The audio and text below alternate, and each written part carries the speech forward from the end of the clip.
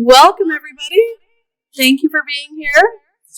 I'd like to recognize that the Canadian Canoe Museum is situated on Treaty 20, Mississauga Territory, and in the territory covered by the Williams Treaties First Nations. The CCM also recognizes the contributions of the Maitre and the Inuit and other Indigenous peoples in shaping this community and this country as a whole.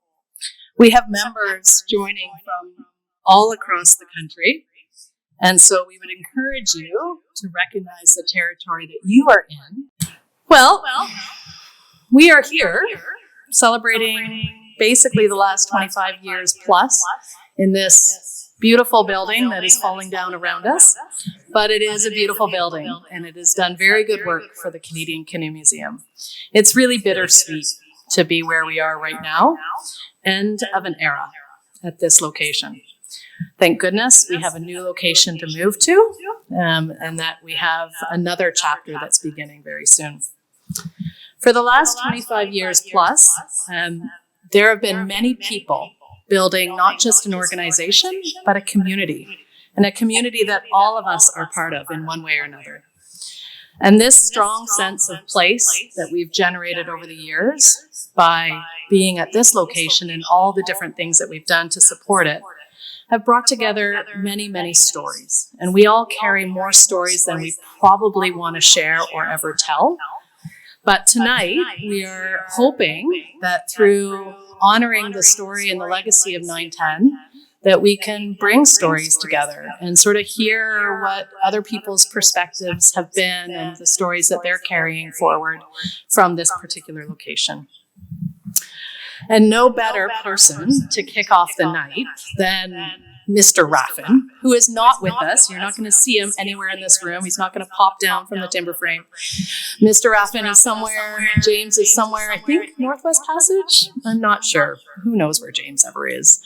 He is all over the world. But James has brought us. He went to great work to record a video, because as you know, and he's been doing this for years and years and years, he makes a great effort to bring a good presentation forward, whether it's for a volunteer potluck or for the AGM. We always get a really good story from James. So James has pre-recorded a message for us, and we're going to roll that. For those of you that aren't that aware, a little bit about James. James has been basically part of this museum since its inception. He served as the executive director from 2008 to 2014. He was the curator in 2007. And initially, he worked on the first education programs in 1999. This work in the education program stemmed from his volunteer involvement on the museum's Education Advisory Committee in the 1990s. And he undertook that from his role as professor at Queen's University in the Faculty of Education, specifically the outdoor education and experiential stream. Raffan is a celebrated author, as many of us know, of many, many books. Circling the Midnight Sun, you've got The Emperor of the North, which is George Simpson's story, Deep Waters, telling the Temiskaming tragedy, and more recently, Ice Walker. Raffan spent his youth as a camper and a staff member with the collection, the Kanawha Collection at Camp Candelore from 1959 to 1973. And no doubt that has inspired him to continue his involvement with the museum. So let's roll and see what James has to say. Hi everybody, James Raffan here. When Carolyn asked if I would join the storytelling session, I was delighted to participate. Actually telling this story takes a bit of doing, and it brings a sort of a sense of wonder, a sense of trepidation sometimes, or maybe it's just PTSD. But the first thing I thought of was that if talk about strategic planning, it needed to be done as a cooking segment. So here we go. Yeah, if you want to talk about strategic planning, why not have a strategic planning as a recipe for making, let's call it new museum pie. I'm talking to you from Mi'kma'ki, and there's no better reminder that where we are on the Gulf Shore of Nova Scotia is traditional territory of the Mi'kmaq, is the fact that we're halfway between Shinnemakas, which means shining water in Mi'kmaq, and Tatamagouche, which means where the waters come together. So Hello.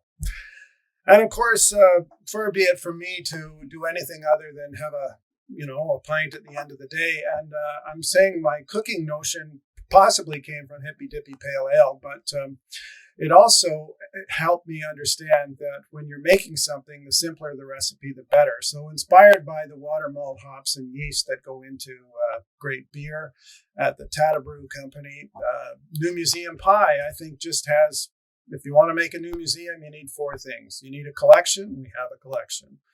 What good is a collection of craft, of pointy things, things that are pointed at both ends that float if you don't have any water? But you also need a vision and a plan. And I want to talk a bit about the vision and the plan because I think they're pretty much at the heart of where we are today and where we've been. Back in '94, people associated with the museum said that the mandate was to make one of Canada's foremost symbols accessible to the public and to the research community in a way that celebrates and promotes shared love and heritage of wilderness. Well, that mission has expanded considerably, and the one we're working with now has to do with it being a world-class collection. We've recognized that, but as a catalyst that should inspire connection, curiosity, and new understanding. And that mission sits under a much broader goal. So there's been an expansion in the vision, but here's what's interesting about the museum. That vision seems to be held by anybody who comes to the association, comes to the organization. And that is one of the beauties. But the kind of the consequence of people sort of buying into what the museum is trying to do and celebrating the canoe, telling its stories, talking about the relevance of it in this geography called Canada, in this nation of rivers, is that leadership has come to this organization from every corner, from the volunteers, from the staff, from the board chairs, from outside, from communities outside, and that's continuing to happen. And I think one of the reasons why New Museum Pie is actually something we're about to pull out of the oven in a year or so is the fact that the leadership has been throughout the organization. Hugely ironic that when Peterborough first said, come on down, they identified a property on Little Lake. And so what goes around comes around. And I want to set the strategic planning initiatives that Carolyn asked me to speak about in the context of our sort of bigger timeline. But in the mid-'90s, we got started. I mean, these are little statements that talk about huge processes. Yeah, so we bought the museum for the buildings at the corner of Monaghan and Lansdowne for $1, and we had big plans. We wanted to turn Canada into Peterborough into Canada's canoe capital, and yeah, we reached out always for the things we needed to give us a hand. And I think this is '96 newsletter or something like that. And my favorite, we needed a stand-up vacuum cleaner. Well, yeah, now we need whatever $40 million. People hear the vision, see the people who are holding the vision, see the leadership throughout the organization, and they help out. And it was quite a transformation at 910 Monaghan to go from that to where we are now. Of course, there are some epic moments in that timeline.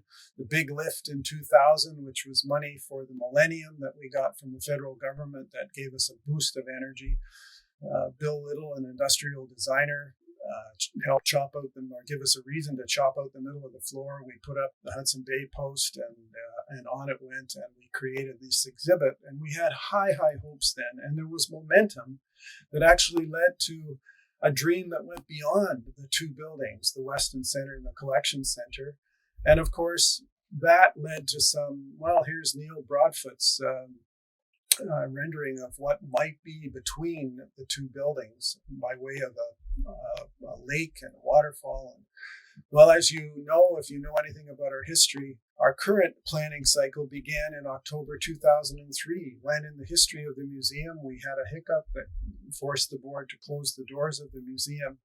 But that started us on the path where we are now. And there was a slow growth. It was a moment of reflection, let's call it that, a moment of inflection, and it led to some really hard thinking about what this organization is about. We articulated 5 core values. Strangely, they spelled canoe, but that had to do with the importance of the centrality of the collection, the importance of the Aboriginal roots, the national perspective, the story we had to tell, the value of a strong sustainable organization. And also, right at the core of the organization was the notion that you shouldn't just look at these things, you should actually paddle and interact with them.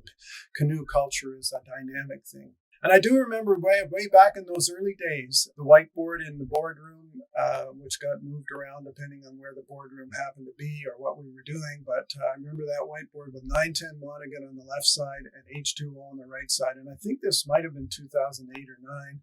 And these were Post-it notes that said what we had to do to build a new facility. That's how long we've been thinking about this. We kept thinking about the core values. We invited in, I think Ron Fotheringham was a facilitator we invited in who helped us expand those core values into a document called Charting Our Future.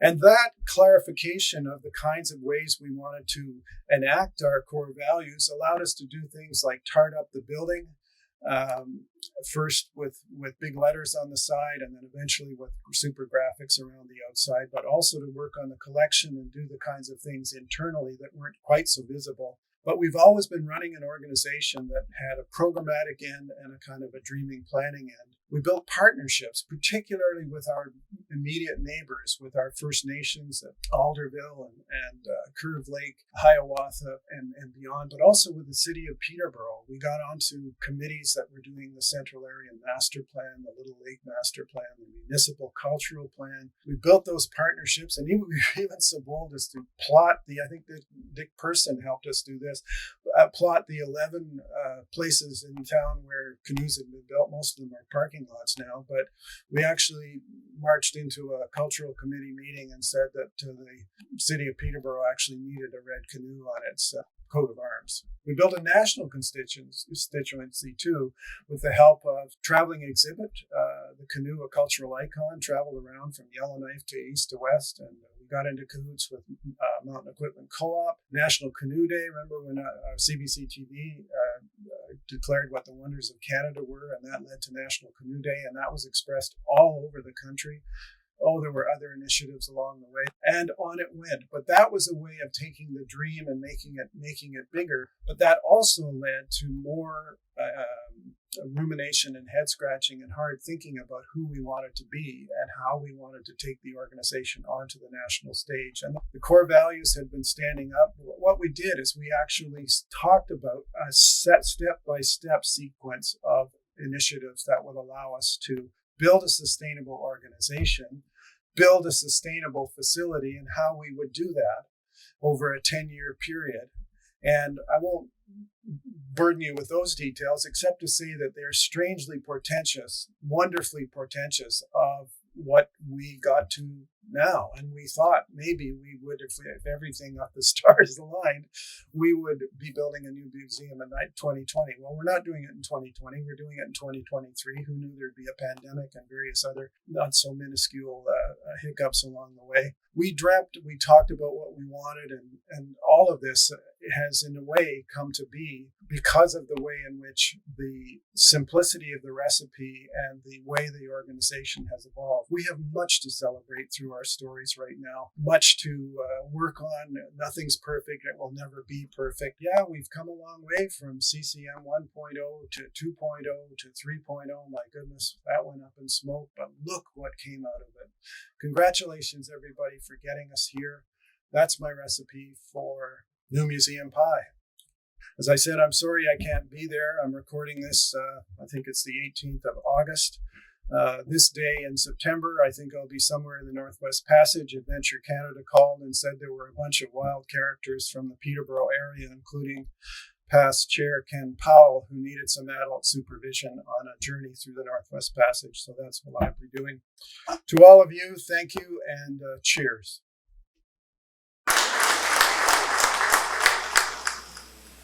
Oh, James, you're so great.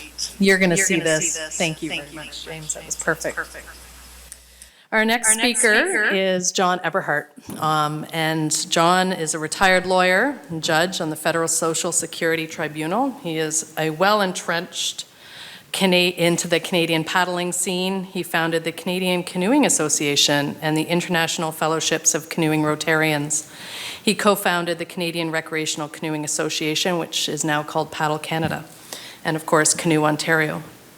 He is also the American representative to the International Canoe Federation on their touring committee and an honorary lifetime member of the London Canoe Club. He is also part of the Canoe Museum's National Council, and John clearly has a love of promoting paddling wherever he goes. He's been involved with the collection since its earliest days at Camp Candelor as part of the Kanawha Collection, and is proudly has many, many memories to share of Kirk. And he couldn't be with us tonight, unfortunately, but thankfully we have his daughter, Kelley, who is a Peterborough resident for the last 13 plus years, employed with the Ministry of the Attorney General, and aside from following in her father's footsteps in the career of law, she has also inherited John's love of canoeing and camping. So I'd like to welcome Kelley up here to share John's remarks with us. It's too bad John can't be here. It would have been such a pleasure, but we bounced around a little bit. Yay, Kelley. Thank you.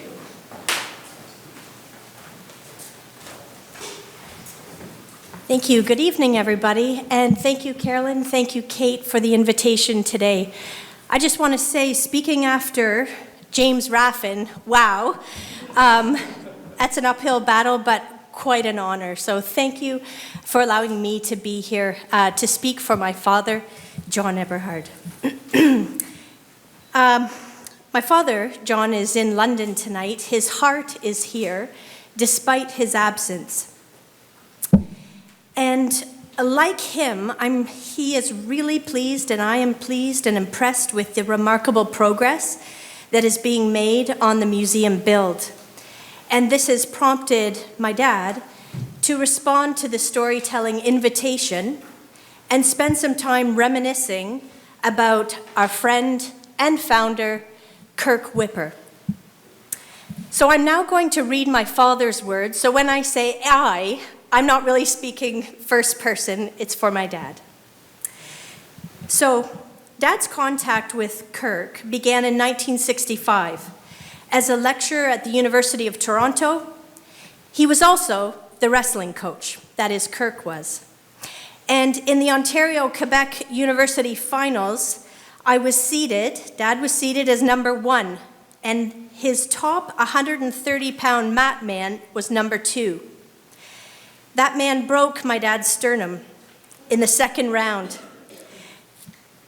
Dad was immediately flipped and was blinded by the lights. As the referee pounded the mat 3 times, the match was over.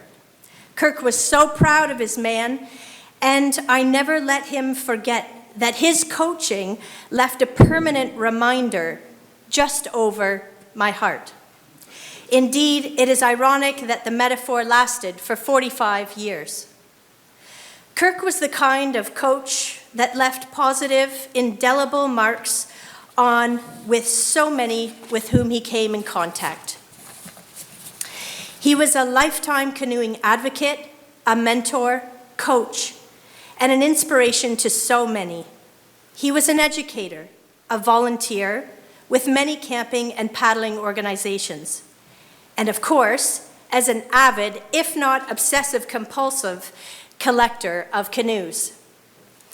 He was invited to join the Canadian Canoe Association board in 1974 and attended his first meeting in Winnipeg in 1975. Kirk was a leader with the CRCA for many years. He served as president from 1990 to 1997, past president until 2001, and as president emeritus up until his passing in 2011. Some will recall that Kirk was susceptible to practical jokes, as well as being late for meetings and leaving meetings before they ended.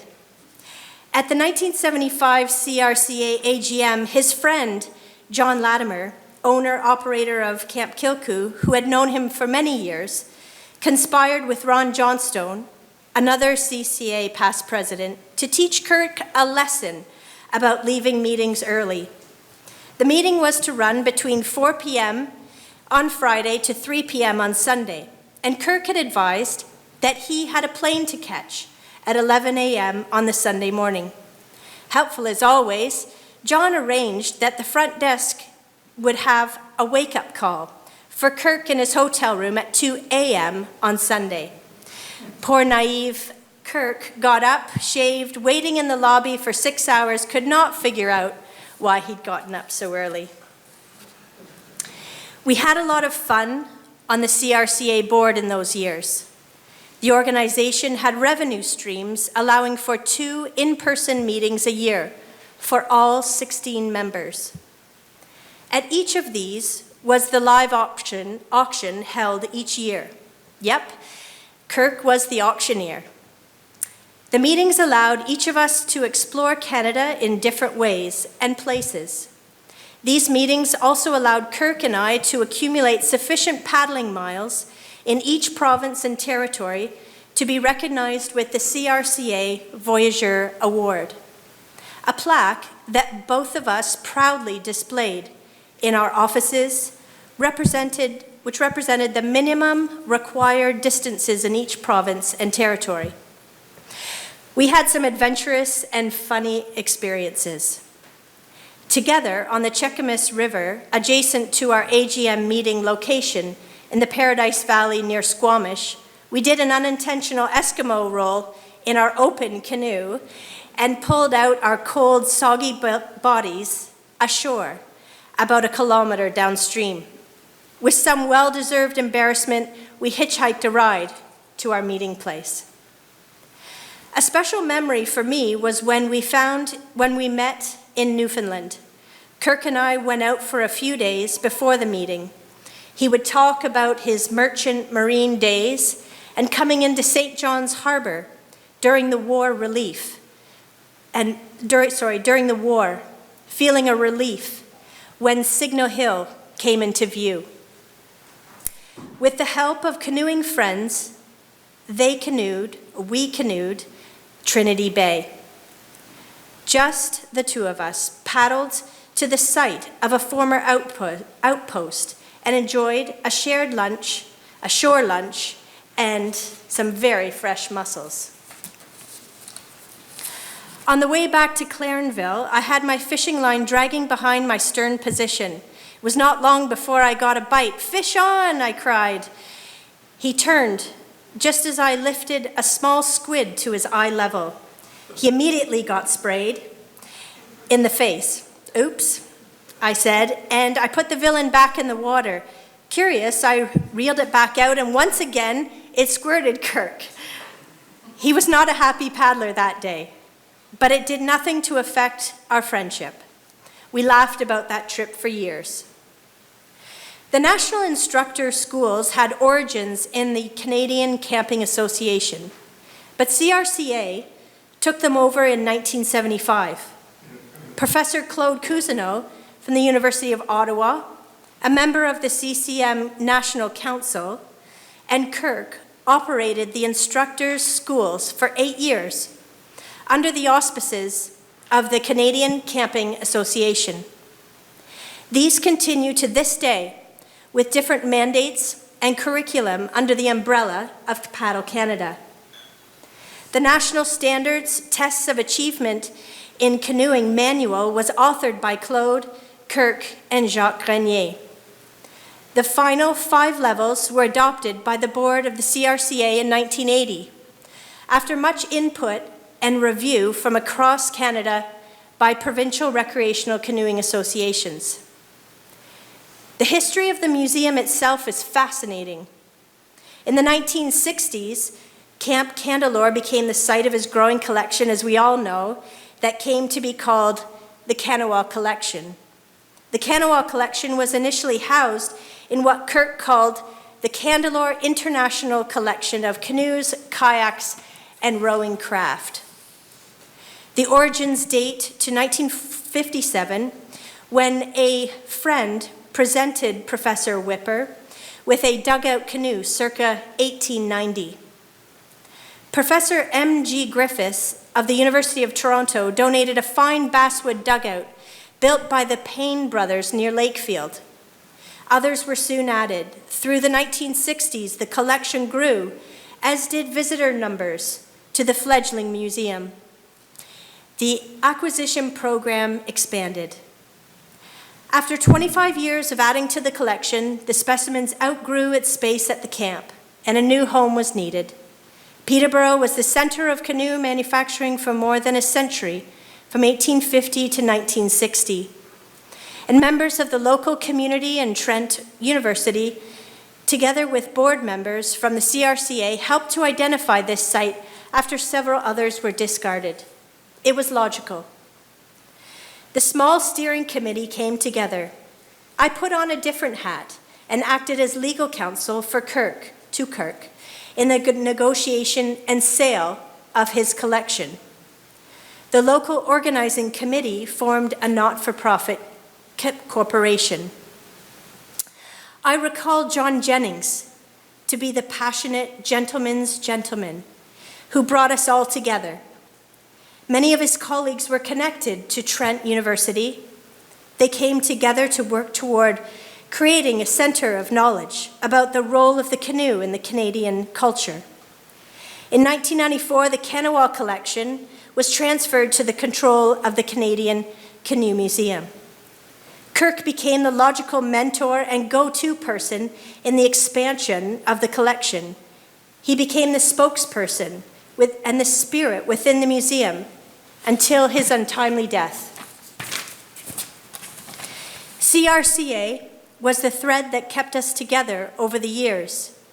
For me, it was through our association with that organization that brought us together many times over during the course of some 35 years. We have seen the visionary results reflected in the activities of the current CCM board. Kirk would be so proud and grateful for the tremendous efforts you all have put into the development of what will be recognized as a jewel among museums in Canada. We are all better off for having known Kirk. It was an honor to have served with him.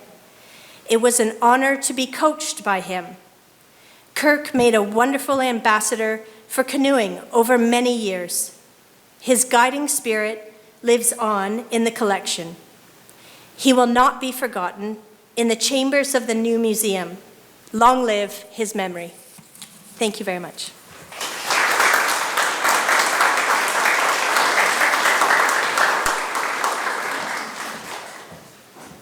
Wonderful. Thank you. Our next speaker is Mr. Mike Harrington. Yay. So Mike Harrington is a conservator and was manager at the Canadian Conservation Institute. His relationship with the Canoe Museum started when with his first view of the collection when it was scattered across the Haliburton Highlands. What followed was a voyage of many portages. His role was usually to offer advice on issues ranging from personal safety protocols to equipment to possible hantavirus exposure during cleaning and developing other transportation and cleaning protocols to move this collection. He helped with the setup at this location, the Outboard Marine Corporation facility at 910, and he's honored to today be sitting with us on the IPD team that's actually managing and designing the new museum. So Mike is with us and is going to bring some greetings. Come on up, Mike.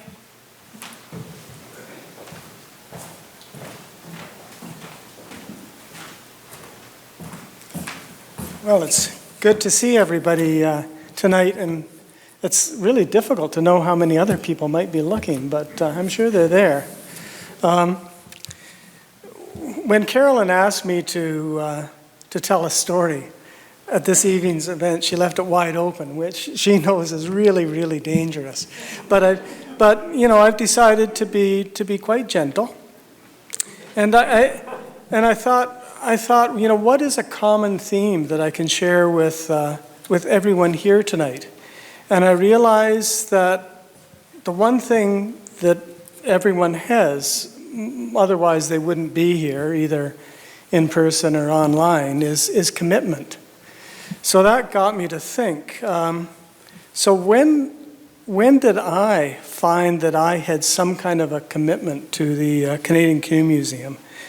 And when did that start? And yeah, for me anyway, it's a pretty fun story, and hopefully it is for you as well. I was still fairly new at the Canadian Conservation Institute, and that's, CCI, that's a really, really big fish in a really tiny pond. And we were well known worldwide, and people had a pretty inflated idea of who they were and how important they were. So I was just learning all of that. I didn't know I was supposed to be important yet, and I still haven't quite figured that out. So I was still new. I was the head of furniture conservation there, but I was asked to act for my boss for a short period. Inside government, you get to act all the time. So I was acting like somebody's boss, and that's when I got a call. One morning, I received a call from John Jennings. I didn't know who John Jennings was, but he asked if he could come down with some urgency to look at the canoe collection that was scattered, as you said, scattered all over the Haliburton. And we were talking about a 2-day trip, and there was something in John's voice that made me understand that this was a more significant request than it actually sounded. So I realize whenever I walk into something tough, I need somebody really good beside me. So I turned to my most trusted objects conservator, and that was Janet Mason. Janet was Peterborough born and raised. Janet was a graduate of one of the first Fleming College Conservation Program classes, and long before I came to CCI, when I was working at Parks Canada, she was really one of my heroes because she was unflappable. And in this business, you get to see some really awful stuff, and you're expected to figure out what you're supposed to do, and she was really, really good at that. So I asked, would you go with me? And she agreed. And I quickly read the 2 short reports that our team had done previously on visits to this collection to get a sense of what we'd offered to what was the Canadian Canoe Museum, or was going to be, up until then. So I met John and his wife Nicola on their patio in Keene. And I'm sure there's a few other people that have been there, but it was a beautiful, beautiful sunny morning, much like this morning was. And we were offered lemonade. And so we sat in the sunshine and we drank lemonade while we were waiting for a board member to arrive before we were to head north.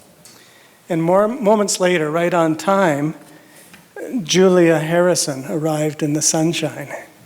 And I'd never met Julia Harrison, but I already knew about her, and I had a super strong respect for her, based on her work at the Glenbow Museum, where she courageously mounted the Spirit Sings exhibit.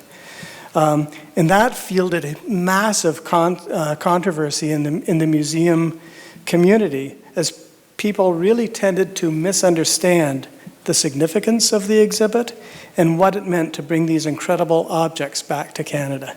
And anybody who wants to talk about that later, they can, because that is a really interesting story. So Julia walks in, and is Julia here tonight? Okay, then I'll describe her. So Julia walked in, and she was wearing a tweed jacket and a skirt that telegraphed business.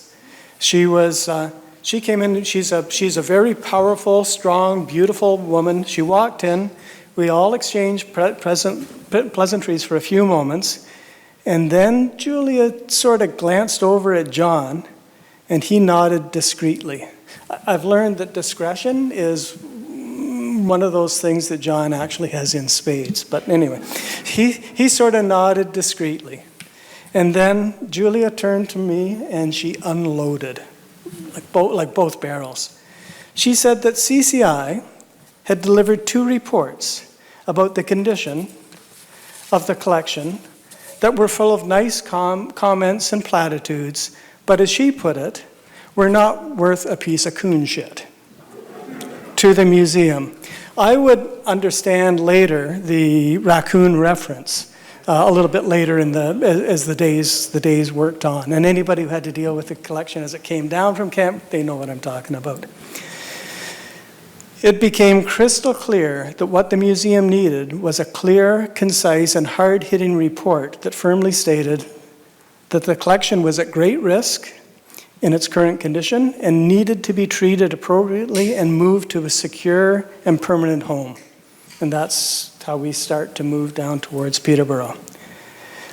And to that point, we, CCI, had failed to deliver anything of significance. So we spent the next 2 days quickly examining the collection in a series of outbuildings, boathouses, lean-tos, and huts, realizing that everything we had written to date had been essentially useless. It was at that point that I made the commitment to improve the health of this collection and to help the incredibly committed people on the Canoe Museum team to achieve their goal of making this spectacular collection accessible to people across the country and around the world. So I didn't write this into this, but since it's a small group, I can tell you this next part. So we returned to Ottawa and issued a strong report in less than a week, which was, I know we're on Zoom, which at that time was unheard of. But we did get the buy-in of senior management team to work hard to support the goals of the museum. But I'll tell you how we did that. I mentioned John's discretion. So we're riding in the truck. Already we're starting to write the report in our heads. And typically in CCI, you do a site visit. Maybe 3 or 4 months later, you would produce a report, and it would go through a big process, and it'd go out the door. And anyway. And so we were talking, and I asked John, well, what kind of canoeing do you do? And he says, oh, I go on a trip with a bunch of friends, bunch of guys. We go, I think it was the Talon River, Tessalon River, somewhere, way up north. They'd gone on a trip. And I'm not very smart, but I can remember some stuff. And I said, you know, a friend of mine goes with a bunch of guys on a canoe trip every summer, and he's almost blind, but he goes, he trusts his friends, and he paddles with them, and away they go. And John said, what's his name? I said, oh, it's Craig Oliver from the... Oh, Craig's a friend of ours. Yeah, he goes on that trip with us every year. Suddenly the penny dropped for Mike. And John was very discreet, didn't say anything else, but the other guys on that trip, well, one of the guys, he left his jacket here. You guys have put it in a little plastic case over the side. There was a former prime minister, the current Liberal cabinet at that time, all went on this canoe trip. So when I got back, it wasn't hard at all to tell our senior management team that this was important, because we had a deputy minister that wasn't performing well, and he was on tenterhooks. And I said, you know, the way things are, I said to my director general, and this was probably the first time I'd actually been in his office alone, I said, we can take 3 months to issue this, or we can turn it around next week. Because if we don't, I suspect we're going to lose our deputy, and you're the next on the list. And he said, you know, it would be just a great idea if we got that out by Friday. So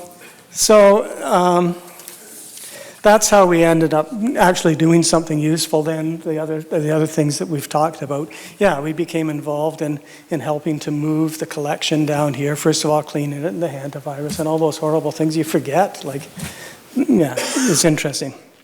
So I know that the commitment that is shared across the community is certainly shared within the project team that is now building the new facility beside Little Lake. And I'm sure that is shared in the hearts of enthusiasts, Indigenous communities, donors, and paddlers across this country. I am pleased and honored to have been a small part of this process from that sunny morning on a patio in Keene. Thank you very much.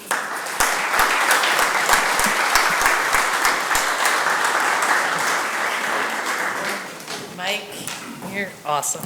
Thank you. That was wonderful. Such a great diversity, eh? These different stories. It's almost like you knew who was going to speak next. So next we have John Jennings.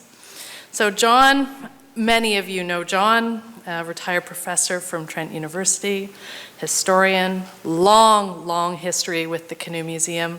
Many of us would not be here if it weren't for John. A member of the original Trent Committee that formed in 1980 to find the collection a home. He worked to bring the Kanawha Canoe Collection to Peterborough as the committee's vice chair and acting chair. Once the museum was established, John joined the board as vice chair of the museum's board, one of the first boards, and was on that board until the early 2000s. He was also head of the national fundraising work that took place and continues to take place. I've had the pleasure of doing some fundraising with John, and that was great fun. In 2019, John was awarded the Order of Ontario for his role in the early development of the Canadian Canoe Museum. So John, please join us up here and share some of your stories.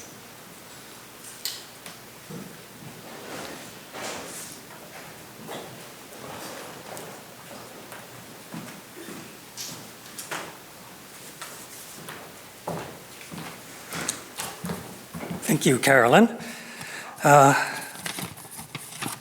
As I was thinking of what to say about the early days, I realized that some of my dates were getting a bit fuzzy.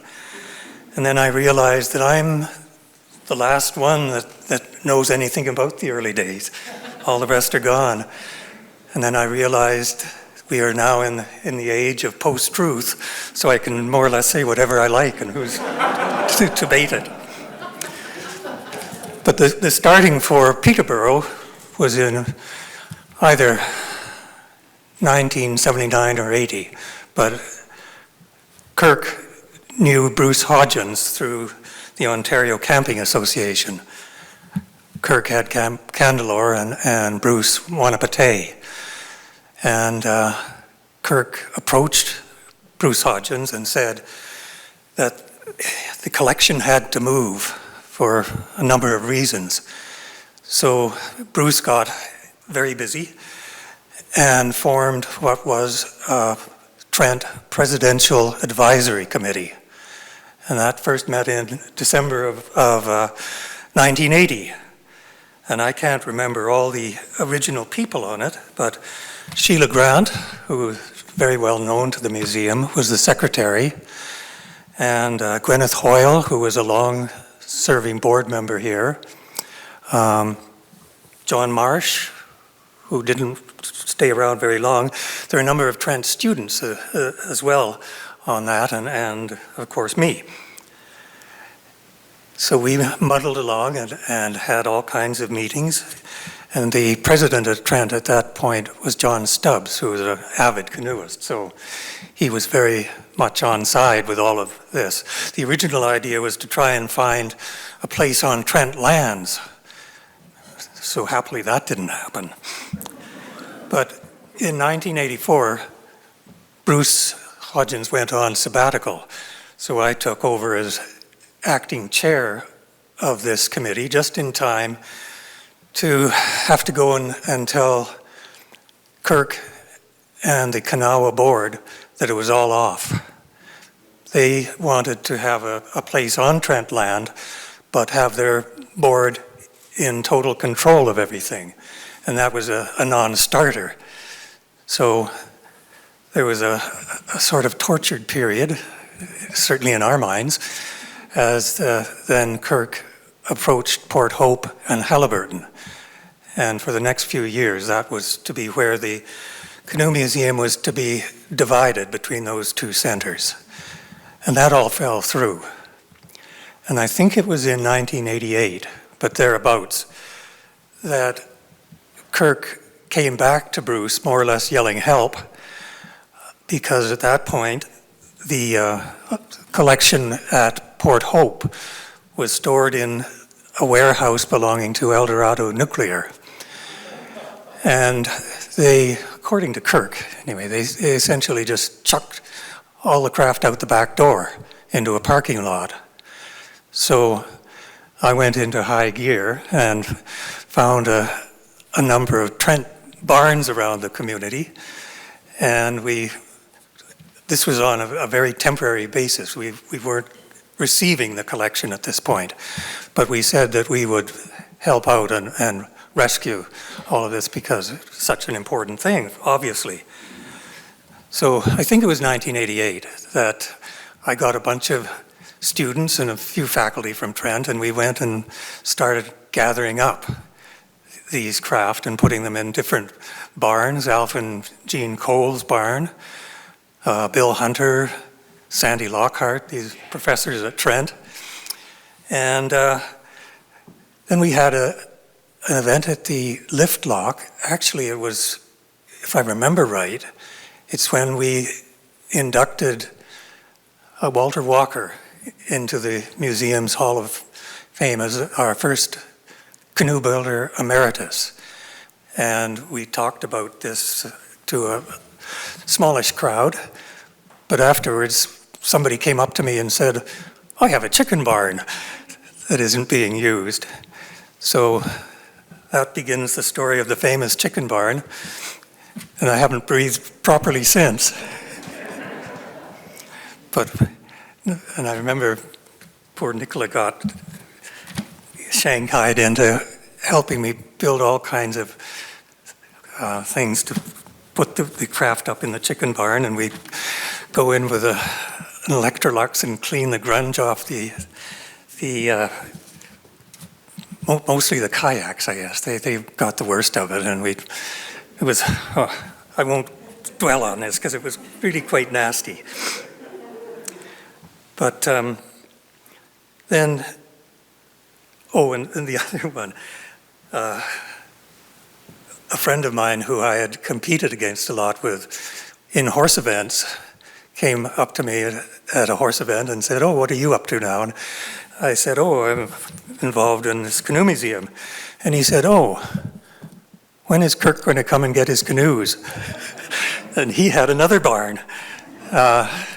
Actually, he had bought the Governor General Massey's place down near Port Hope, and he had a big barn and a bunch of Kanawha canoes.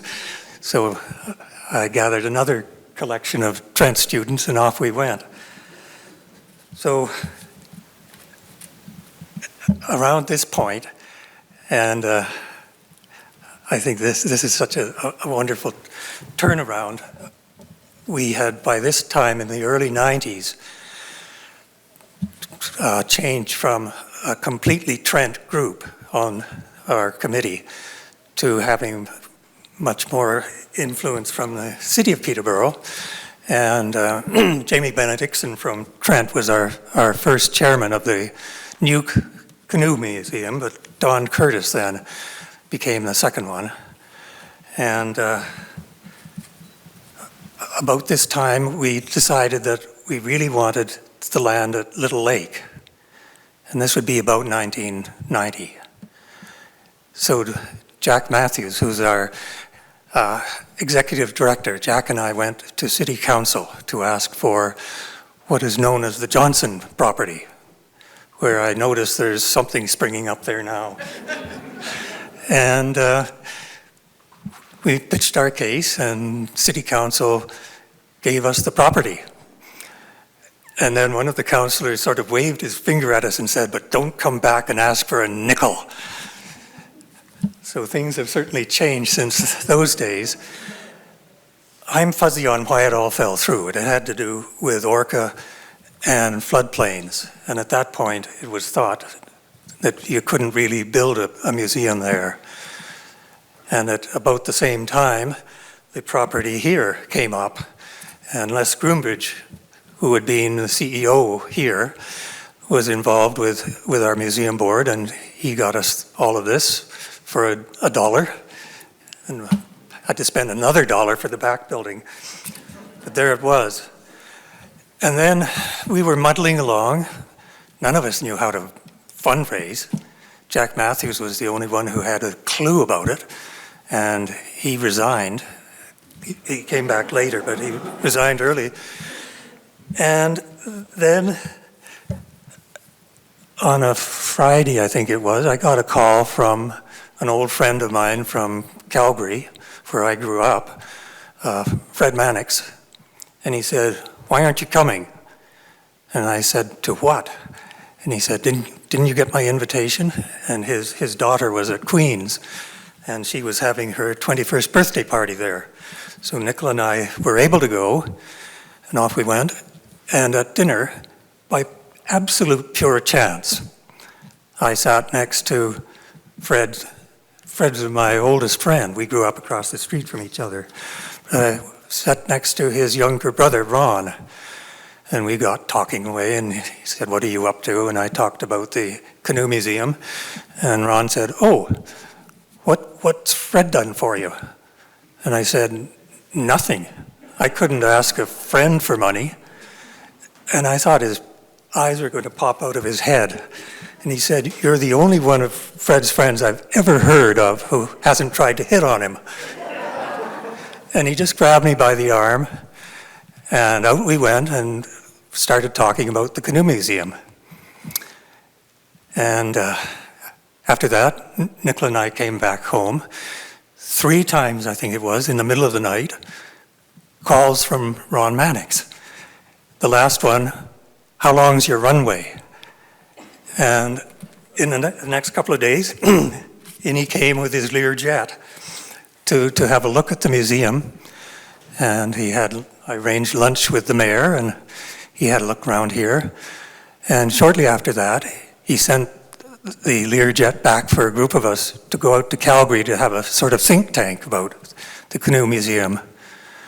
And after that, he sent this sounds completely crazy, but he sent a bunch of us down to Disneyland in Florida because he set us up with the people who had organized Disneyland, and he said they really know how to make a project work.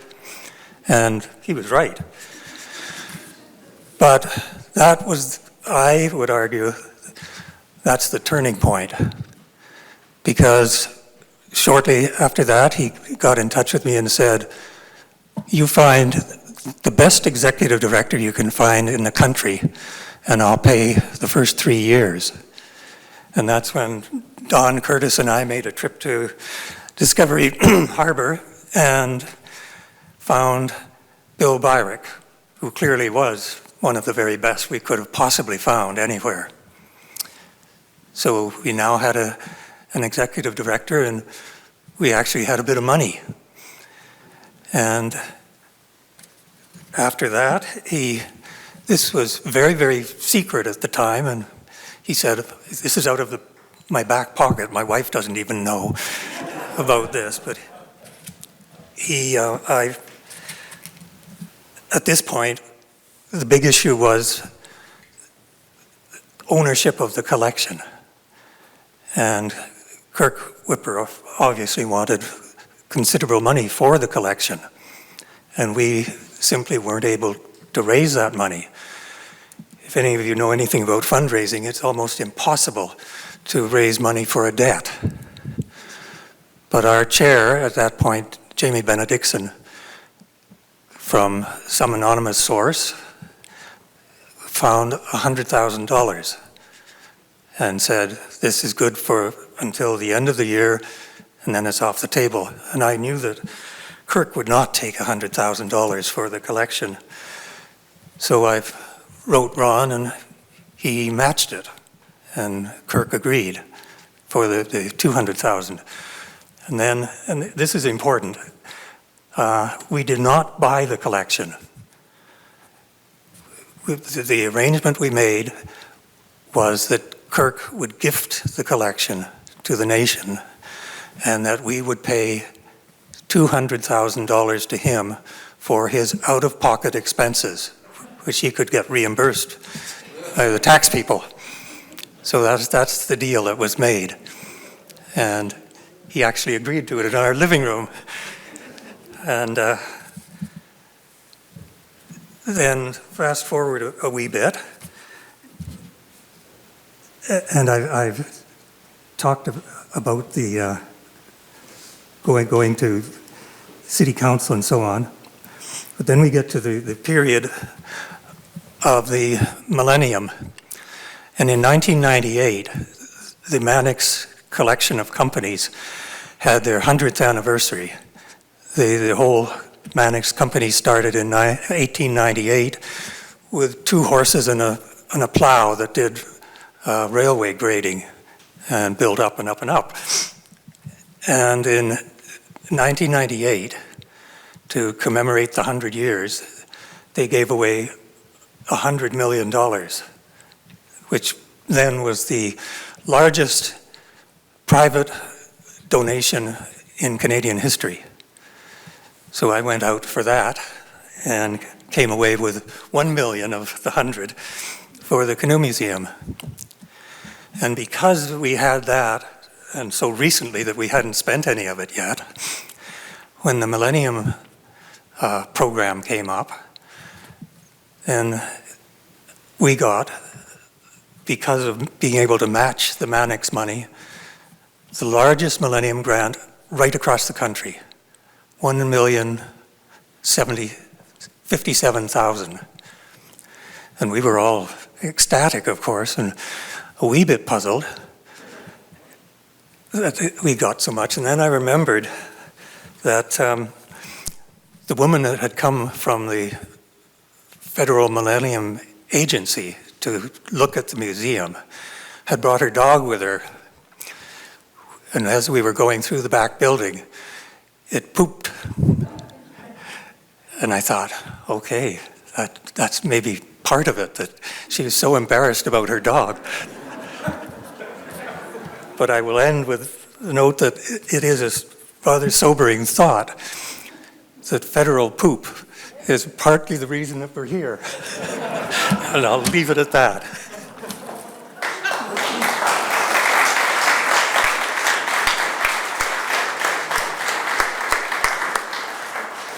Wow. Thank you very much, John. Next up, we have Dale Standen. Dale is a professor emeritus of history from Trent University. His formal association with the Canoe Museum began in 1994. I'm just realizing, is that better?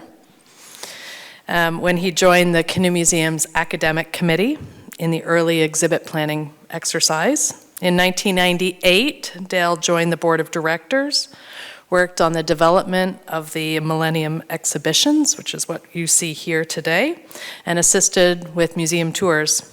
During the 6-month closure of the Canoe Museum, during 2003-2004, Dale served on the restructuring committee, along with many others here, and assisted with the interim operations. And since then, he has been an invaluable member of the volunteer tour guide team and assisted with many research projects and was also part of the exhibit development committee. So I'd like to welcome Dale up to share a story or two.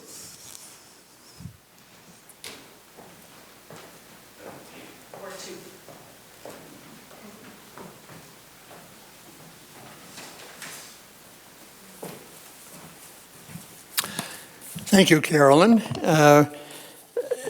You've had some really insightful elements of the history of this Canoe Museum before you here tonight, and you can see what an exciting history it's going to be when it's finally written, and very much worth reading. I'm not going to add to that early history. When Carolyn asked me if I would speak tonight, I had to tell her that I wasn't part of that exclusive crowd, John Jennings and co., from 1979 until 1994 was when I was asked to join what was then called the Academic Committee in anticipation of building exhibits for the Canadian Canoe Museum. Although I wasn't a part of that early, I certainly was involved in that other momentous event, which was the closure for 6 months in 2003 and 2004. There are many other people who can tell their stories about that event as well. Many would see this event as one to be forgotten, best forgotten, but I prefer to think of it positively. Bernice and I have stories to tell of this episode, as many others would. And I should put my role in perspective. When it closed the doors, the board hired an accounting firm, Kroll and Company, to deal with the creditors and lead the restructuring. Kroll included me and a handful of other board members on the restructuring committee, and this included Don Curtis, the late Don Curtis, who was then chair of the board, Bob Fisher, who was treasurer, Alan Wotherspoon, Marilyn Homewood. And in addition to this, and in the absence of staff who had been laid off, I also assumed some responsibilities regarding security, building maintenance, number of uncompleted museum commitments, and so forth. There's much to write about the history of those 6 months that the museum was closed. We had a visit from His Excellency, the Governor General Consort, John Ralston Saul. In preparation, Bernice, who was a volunteer in the store, she had come in as a volunteer to work in the store earlier. Bernice found herself with Don Curtis, a family physician, on their knees scrubbing urinals in the men's washroom. Bernice had come to the museum without that in her job description. That was not part of what she expected to get into. So in more than one way, the closure was truly a transformative event. There are a couple of other events that I refer to. I'm not going to go into the large sweeping histories and the really insightful elements of how this museum got started. It's a miracle, in fact, in some respects. A museum that was started in the 1990s at a time when governments at all levels were slashing their budgets, cutting down what they gave to cultural organizations. This museum should not have taken place. If you followed the history of heritage at that time. But our little group of the restructuring committee learned very quickly that Kroll and Company was focused on settling with creditors and liquidating assets. When the museum closed at the end of October, the store had amassed an inventory in anticipation of the Christmas sale season. Bernice and her colleagues insisted that Kroll authorize the opening of the store, operated by volunteers, to cash in on Christmas sales, and Kroll's agent that we were working with thought that a brilliant opportunity. So our dining room table was turned into the war room. It was the operations center for what was the sales event for, I think it was about 2 weeks that it ran, two or 3 weeks. And when the dust had settled, the store had grossed well over $50,000. Now, as valuable as the money earned, the experience showed the support of many in the community who voted with their wallets to save this museum. So I think that was a real boost to the optimism of volunteers and others who had looked at pretty dark days in October and November. But the pouring of support that came from the community at that time was really uplifting. The second story that took place in the spring of 2004, when plans were advancing for the reopening of the museum. We had written a new bylaw establishing a membership-based organization. That was Alan Wotherspoon's great work. Terrific job he did there. And we had a new business plan with realizable goals, we thought. The Kroll accountants had reached agreements with most creditors, and our nominating committee had recruited a slate of nominees that would strengthen the board of directors. Throughout the winter, volunteers had fulfilled many of the outstanding commitments made prior to the closure. So it was all made possible by a lot of volunteers who managed to keep the essentials going throughout this 6-month period. Part of the work to reopen was to persuade agencies that had previously pledged funds not to withdraw them. It was really important to have those funds to begin. Now, the Hudson Bay Company Foundation, a strong supporter of the Canoe Museum, had earlier granted $25,000 for a particular project. The new business plan scratched that project, but needed the money to support the resumption of school programming. So someone had to plead with the Hudson Bay Foundation to redirect its grant. And the board assigned James, Raffan, and me to the task. So James and I went off to Winnipeg with a dog and pony show for the Hudson Bay Company Foundation. James, with his creative genius and command of PowerPoint, as you witnessed tonight, gave just a dazzling vision of the museum's future educational programs. My role was the decidedly less dazzling one of laying out the plan for the financial viability of a restructured canoe museum. The aim was to give the foundation comfort that there was a future. Well, we met with success. It was very obvious that the directors of the foundation, a group of genial and able professionals, were eager to help the museum succeed. So that was not the problem. Our presentation coincided with the Hudson Bay Company Foundation's annual general meeting. We were invited to the reception at the Hudson Bay Company Archives in Winnipeg, which was a very fine affair. It's just a lovely event. But what was most memorable for me was the hour or so before our scheduled audience with the foundation. I spent the time with James, strolling through residential streets in Winnipeg, engaged in wide-ranging conversations, but mostly listening to James, learning of his remarkable experiences and his commitment to this really worthy project. So I can recommend to you, if you get the chance to go on a dog and pony show with James Raffan, take it. It's worth the company. All's well that ends well. Thanks.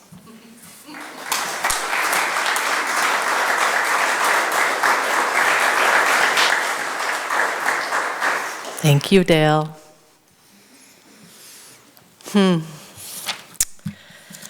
All right, next up, Jeremy Ward. Jeremy's involvement with the Canoe Museum stretches back over 2 decades and is currently dedicated to supporting the development of the new lakefront facility at Peterborough. Of course it's in Peterborough. The new lakefront facility, along with a complex preparations required for transferring this large collection and bringing it into its new home. Behind the scenes, he's working with the team to develop exhibits and to prep the collection. This work has taken him and the team from coast to coast to coast, previously in person and now virtually, meeting with canoe makers, elders, knowledge holders, and Indigenous and non-Indigenous paddling communities. With a background in Canadian studies and Indigenous studies, Jeremy has curated more than 10 exhibits for the Canoe Museum.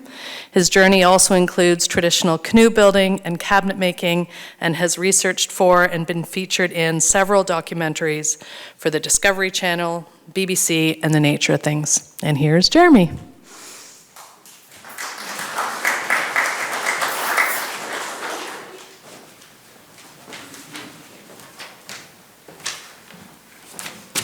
Thank you, Carolyn. Oh, staff bios, they're dreadful and so far out of date, but thank you. Good evening, everybody. It's great to see you here and to know you're joining us online tonight. This is an important evening for us, another milestone that we pass. Indeed, I have been here quite some time.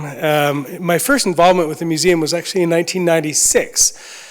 With a ragtag group of volunteers as we set off in a Montreal canoe, a 36-foot fiberglass canoe, and paddled from Midland to Peterborough to open the what was the Raise the Roof event in the warehouse across the parking lot, arriving It having snowed earlier in the day, we were waiting because the canal system wasn't open, and it's had a miserable day waiting for endless politician speeches to come to an end so we could get warmed up and stuff our faces. But it began then, full-time since 1998, and I'm just grateful to have had a career, so many years with this organization, met so many wonderful people. Sad to say many not with us tonight, long departed now, but who began, a number of them, with me on that canoe trip down the Trent Severn Waterway so long ago. I guess what I'm going to do tonight is touch in on a moment just before what Dale was speaking about, something from the sort of middle years of the Canoe Museum. But I've had a lot to reflect upon over the last couple days. We closed the museum to the public, aside from the pandemic closings, for good 5 days ago. And so over the past 4 days, is that right, 4 days? We've emptied out 2 of the exhibit galleries here. All of the watercraft, the artifacts have been carefully lowered down or moved out. I'm standing in the mid-19th century fur trade post that once stood on the shores of Lake Superior at Michipicoten. We're now seeing it in entirety for the first time in a long time. And something that happens as you take away work that was done so long ago, if you're involved in it, I've been having incredible flashbacks as walls now are being revealed that I haven't seen in over 2 decades, that take me right back to the moment, who was here at the time, the sweaty, dusty moments of those early days putting this up. And it's been quite a lovely nostalgic journey. It also gives me a lot to think about as we move ahead into creating this amazing new museum, both in our minds and on paper, and also physically at the site. Carolyn mentioned working with the wonderful exhibits team. Many the staff are here tonight, and some of our colleagues who are not here, certainly across the country, are helping support the exhibit development. And we've just finished detailed design for that project, and we are now moving into fabrication, and it's going to be fantastic. We are so proud of how that is coming together. Right over to my right, your left, was this map made out of MDF that we'd routed out into a sort of a topographic map of the country that volunteer artist in residence Neil Broadfoot had beautifully hand-painted.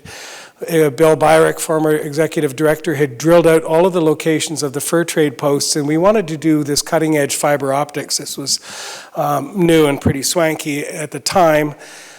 And it was going to be thousands of dollars of fiber optics to go into this if we sourced it through the conventional means. But just as luck would have it, Canadian Tire had launched a whole new suite of fiber optic Christmas tree ornaments that year.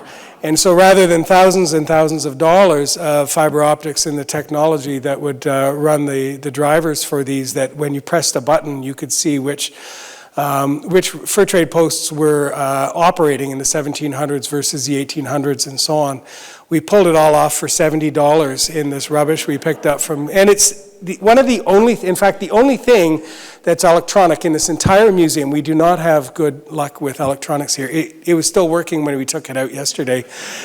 So there you go. I think when I compare that to some of the incredible design work that's going forward and the humble roots of this now, it's quite telling.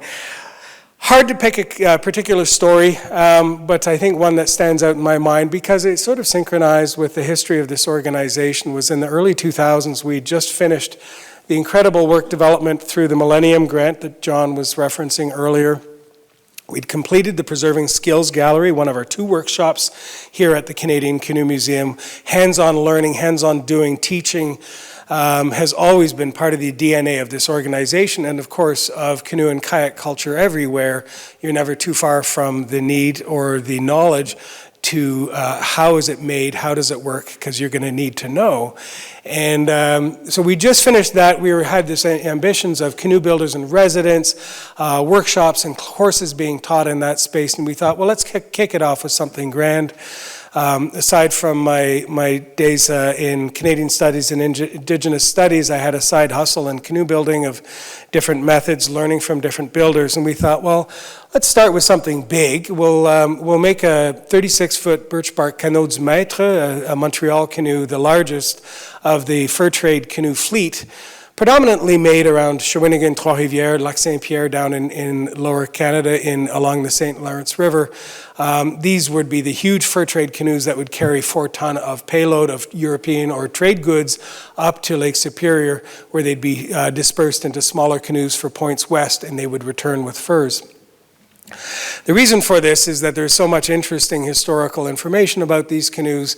No surviving birch bark working models exist today that we could actually go, that was seaworthy enough that we could load 8,000 pounds of payload, put a ton of canoe paddlers and food on top of that with all the means to travel, and go beat the hell out of it in a set of rapids, whether we were paddling it or poling it or tracking it up the rapids with lines or sailing it or finally portage. So over the next year and a half, working with an amazing volunteer group, some of you are here tonight.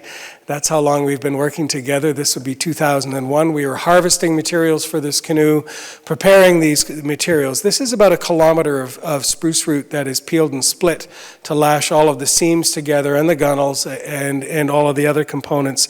Dozens and dozens of mature cedar trees, 9 birch trees were peeled for it. We were working with logging companies that were in the mix, so we were peeling birch trees that were coming down anyway. And we got underway, and over the next year and a half, working with a wonderful group of volunteers, some who came and went, but I know a number who stand out clearly in my mind. Forgive me those who I don't mention tonight, but Randy and Barry, and Peter Knapp, E.P. van der Veen, Rhonda Lee McIsaac, Hal Bowen, and Paul Vigneault as well, and many, many others. It was a wonderful project, and it was always done on the public. So, of course, it took forever because we were always putting down tools to stop and talk with the public. And we were filming the process, of course, so you'd have to stop and redo a scene and so on. We were going to make a bit of a piece about the construction and then these trials we were going to put it through. Finally, we launched it at Lang Pioneer Village in fall of 2003. That was the short trials for it, and then we took it up to the Ottawa River in October. Needed a place to stay. James, thank you. You found good friends who hosted us on their front yard, which was really a sandy spit looking out at Deep River onto the Ottawa River. And it was starting to get into late fall, so the colors were out, the water was cold. And we had 3 days. We had Jim Glenn with a transport truck to move this brand new birch bark canoe up with us. I had 14 amazing volunteers who'd rallied around this project, given us their volunteer time. We'd packed food, we'd packed all the gear, we brought I think it was 60 various sized canoe barrels that we were going to load with water to build up the ballast that we needed to settle a 350-pound birch bark canoe in the water with 8,000 pounds. Sean Hodgins was at the center of that part of the effort. We miss you, Sean. And all of the other gear, part of the gear we also included what is to the voyageur was called the agrès. This is the repair kit, the essential bit. This is the fathom of birch bark, the 6 pounds of spruce gum resin, the Watop coils that you would take, not for show, but just in case you happen to damage your canoe and need to take it all apart on the side of the river. This is the genius of a Wigwas Jiman, of a birch bark canoe. You can do some serious damage to them, but you can also repair them on the shoreline. And we brought this, of course, because we wanted to be authentic and film it being loaded in as we were launching from the beach up at Deep River. Not far were the rapids near Coulanges. We were going to shoot some rapids. We were going to pole up a set of rapids, a beautiful big stretch of lake. We were going to throw up the sail that EP had sewn, hand sewn with linen, and we were going to roar down like champions and then, of course, portage it. Well, instead, we get up to Deep River, and the wind's up. The wind is at 60 to 80 kilometer winds coming down the lake, and it's like Maui, the surf that's hitting the sandy shores. And we are, what the voyageur would call dégradé. We are windbound for 2 days, and I'm thinking about these dear beloved people who've given us their volunteer time, their holidays, all of the disappointment of this. Not least of all, I had a film crew costing $1,000 a day there to film us paddling, and we were just sitting on the beach looking at the waves hit the surf. Well, on third day at 5, 6 in the morning, the wind was calm. It was amazing. It was like the shelling had stopped. And so we all raced back to our tents to get changed. We were going to put on life jackets underneath, then throw on the chemise, and anyway, we had all of that stuff. We had the barrel packs.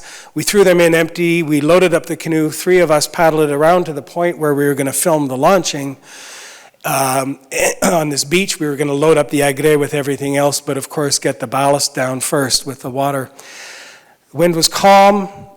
Canoe was brand new. I noticed it's leaking on the bottom. Bit new to this canoe, pretty vain about it.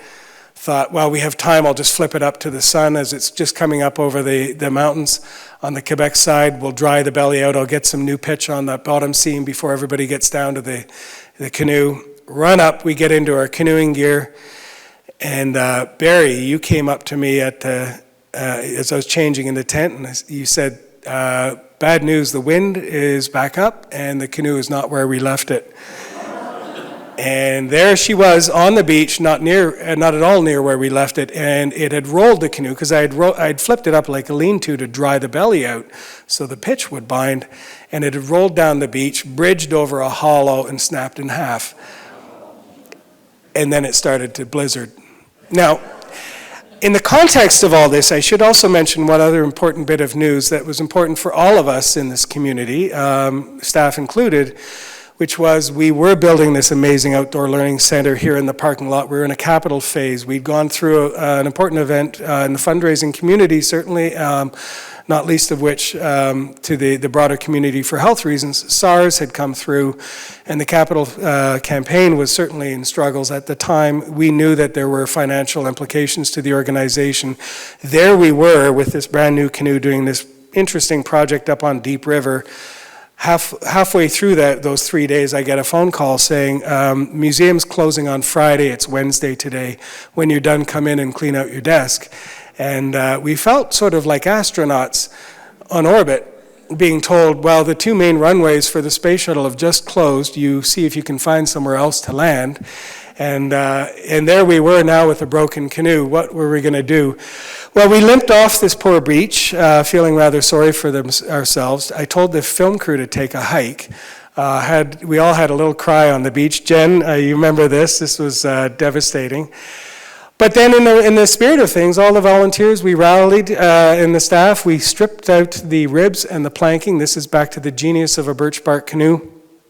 And blocked it up on the fur packs that were supposed to cover up all the water ballast that we had until the hull was more or less straight again, took out all of the ribs and planking, lined it with that repair kit that we'd thoughtfully brought along to show loading into the canoe, stitched it with a sewing machine of humans inside and outside this canoe, right up and over, flipped it right side up, planked it, ribbed it, let it dry a bit, gummed the seams, loaded it up. Yes, we put 3 ton of water ballast in the barrel packs. We didn't trust the full 4 ton. The water was bloody cold. We put the packs on top, loaded it up, paddled around for about an hour. That's all the time we had left before the sun went down, and got back to beach and loaded it into the trailer. The canoe, I confess, did not come back here to the Canadian Canoe Museum. There was a few who were quite invested in it, and so it got squirreled away in yet another canoe barn in the neighborhood until the museum reopened its doors again. So there we are. I think a lot of takeaways from that trip, but I know that having been privileged to work so closely with Carolyn and the larger team on building this new museum and dreaming of what it can be, there's always that guidance, that recollection that this needs to be an organization that can be run, can be managed, and can thrive in the good times and in the tough times. And our community of volunteers certainly were there for us, and we know you'll be there for us again in your new home. So we're looking forward to opening in just a few months. Thank you.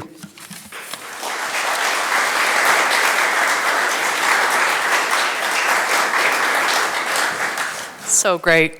Wonderful. Thank you, Jeremy. All right. Next up, Phyllis Williams. Phyllis has been a friend and been involved in the Canoe Museum for over 10 years.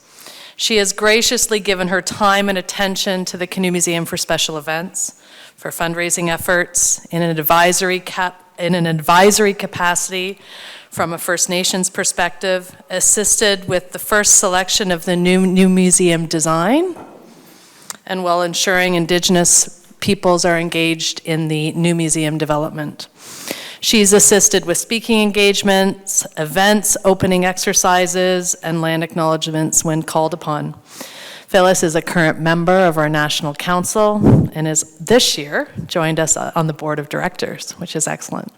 So Phyllis, please come on up and share a story.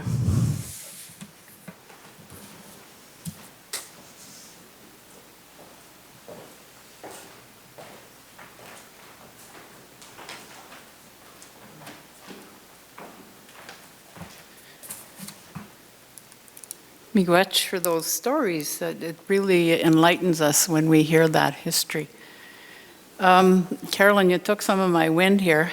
I don't necessarily have a story, but I want to share my experience with people and of the museum and my experience that I've had thus far. Anin Bojo, and good evening to everyone and those in the cyber world. Wapshke Makwakwa and Dishnikaz, Kenosha and Dodam, Kerflake and Donjaba. My spirit name is White Bear Woman. I'm of the Fish Clan, and I reside and I call my place home as Curve Lake First Nation. I'm a Mississauga Anishinaabe, and I thank Carolyn for acknowledging the lands where we meet and express my appreciation to those First Nations who have come to be and our allies and times when we need to come together. We're all treaty people, and I have the responsibility to remind that we need to care for these lands and the waters that we enjoy. Welcome this evening to a very special time to honor the vast and impressive collection of this museum. Miigwech to all who have been involved in the planning and the work behind the scenes to ensure that the collection of vessels arrive to their new home safely and respectfully. While I was chief of Curve Lake First Nation, the Council of the Day provided financial support with stipulation that we have a member of council on the board of directors. And that started a new relationship. To this day, Deborah Jacobs is the chosen council member who sits on the board currently. And I want to say Chimiwech for Deborah and providing that voice of Curve Lake in this capacity over the few years. She's done a wonderful job, and I appreciate our choice of representation while ensuring an Indigenous voice and participation in the relationship. And while chief, I played an informal liaison and advisory role. We also propose that our citizens of Curve Lake be allowed free admission in order to be inclusive and contributing to understanding the values, the learning, the history, and the stories, the fascination of the collection from various First Nations and the Indigenous community. As you can appreciate, the canoe at one time was our primary source of travel, transportation for trade, harvesting fish and wildlife, and spending time together as families and friends in a social aspect. This reflection brings me back to my childhood memories and appreciating the purpose of the canoe as we knew. I say this in this time of the year when we gather manomen, which is wild rice in our language, a primary food source. Manomen is a rich and medicinal part of the Indigenous diet. We continue to practice the old ways of gathering this water plant and still view the canoe as a resourceful aspect of the traditional harvesting. There were events and times I have been able to assist and advise the museum and its staff, mainly Carolyn and Jeremy, during our coffee and tea and cookie time visits while catching up events and progress. I enjoyed those times, and I think we need to get back to that. Our business relationship has grown to a friendship over the years. Both staff have given so much to the success of where we are today. I am familiar with the annual Beaver Gala, where many dignitaries gather to express their support. I assisted with a fundraiser in Toronto that I remember. Various times I conducted land acknowledgements, prayer, and opening remarks, depending on the occasion. I assisted with liaison for the Birch Bark Canoe building with world-known Chuck Commanda, where my grandson apprenticed to build a birch bark canoe and baskets.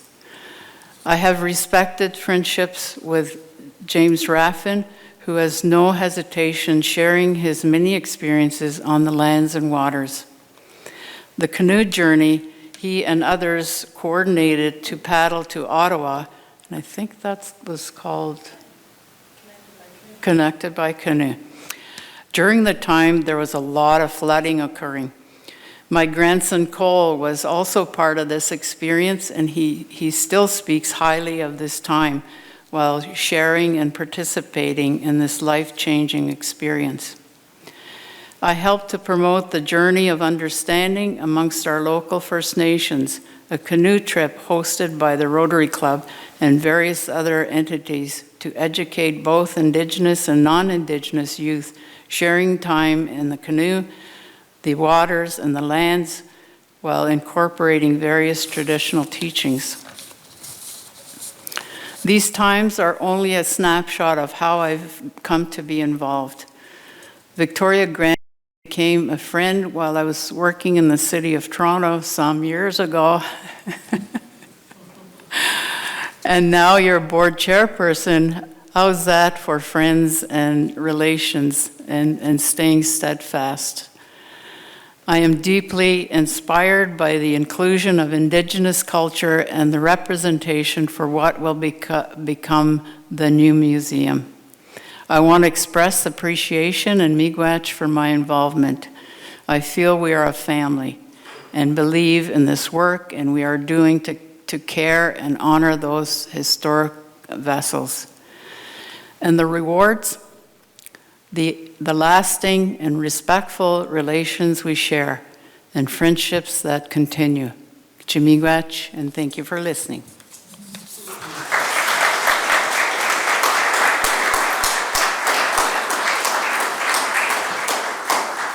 Miigwech, Phyllis. Right. Next up, we have Bill Lockington. You in there? Where are you? Bill, there you are. Come on up. Bill's earliest introduction to the Canoe Museum was through Dr. Don Curtis, one of the original group that worked with Kirk. This would have been at the time when the museum had recently occupied the Monaghan Road site and the collection was being consolidated.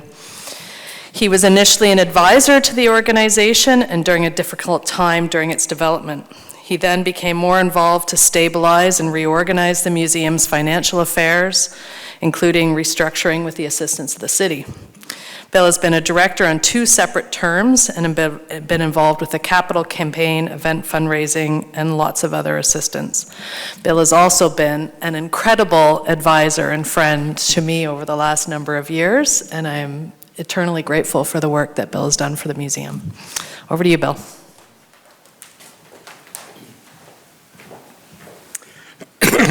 Thank you, Carolyn. It was interesting when Kate called me about 2 months ago, and she said, would you be able to come to a storytelling event?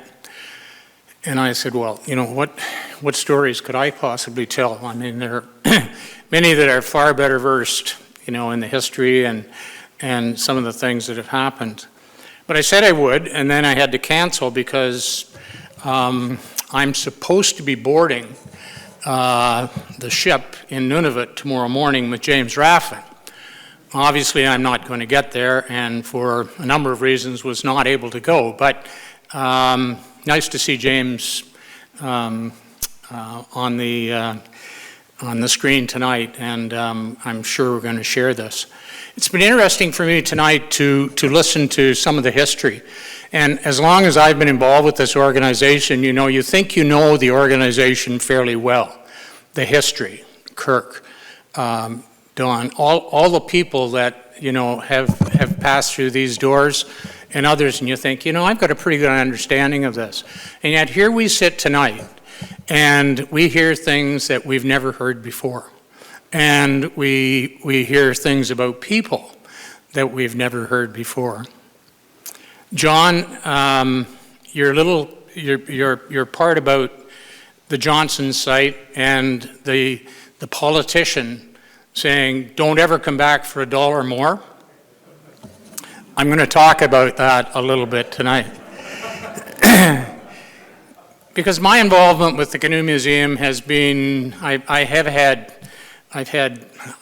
think it's 10 or 12 years as a director of the organization, but initially I got involved back just as we were coming into the 2003-2004 period where the museum closed its doors, sort of what we called the dark days at that time.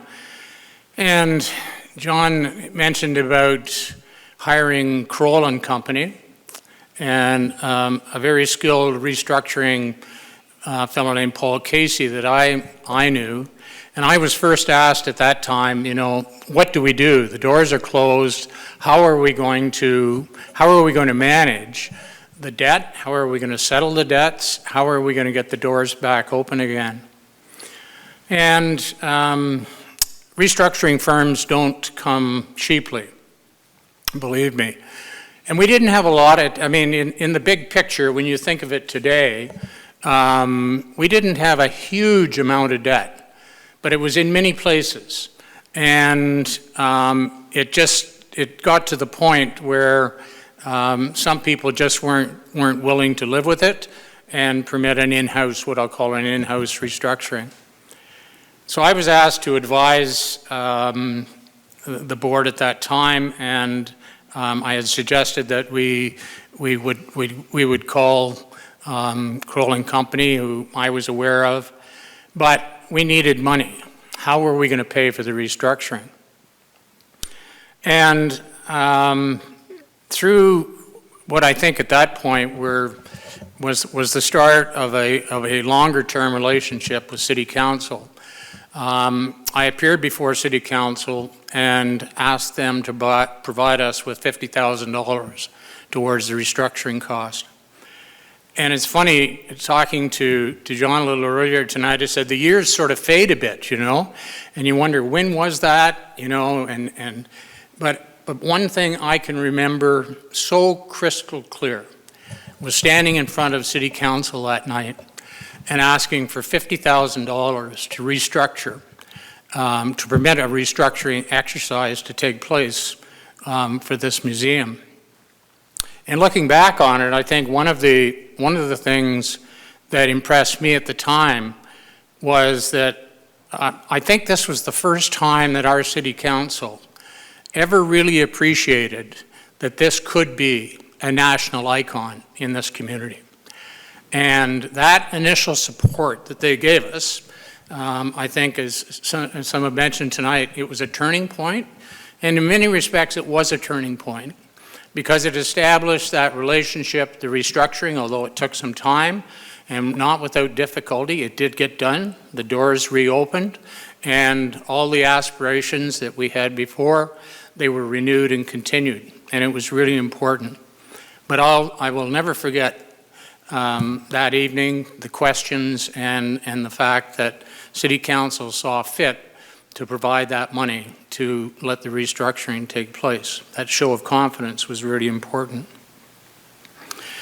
I said earlier that when I mentioned to John about don't come back for $1. So fast forward 15 years, 17 years, and now we're into fundraising. So it's really important that municipalities play a leading role in cultural organizations such as the Canoe Museum. So for one reason or another, I got tagged again to make the presentation to City Council. And this is where I found it so humorous listening to John tonight. Don't you dare come back for $1 or more. We just started with $50,000, and then the next presentation was a little more aggressive. So at this time, the site was at the lift lock. So this was a budget bigger than what we have now. But the ask of City Council was $4 million. And you know, that was about 5% of the budget, the capital budget for the lift lock project, just give or take at the time, which was met with a lot of skepticism by some of the councillors. So a number of us spent a lot of time at Tim Hortons and coffee shops, meeting with councillors on and off and on and off and going through it. Staff had only recommended $2 million. Don't give them $4 million. They don't need it. They've had our support all these years. But nonetheless, we were successful in raising $4 million from the community. And it was really critical because without that municipal support, the private support does not follow.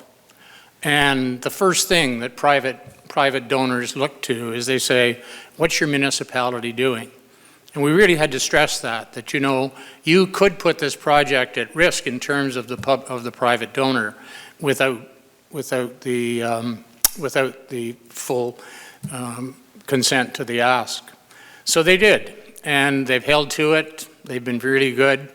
And I guess the point of all of that and the role that I have played over the years has been, in some respects, well, lawyers are mouthpieces, you know, so anyway, I guess I've played a bit of a role of a mouthpiece between that and City Hall. But the importance of community support through council and through the municipal government. We've been really fortunate. You know, we've had board members sit on our board that have been real contributors from City Council. And I think that relationship that started in 2003, was the end of 2003, with the $50,000 to provide the restructuring, that was a bit of a platform for that continuing community relationship. So we shouldn't forget that, you know, how important it is, how important that quiet community leadership is. So, and the other thing I'm really proud about, I'll tell you, is that your current chair, Vicki Grant, Vicki Grant's husband, Dick Grant, and I went to university together. We wrote the first thesis on skidoo liability.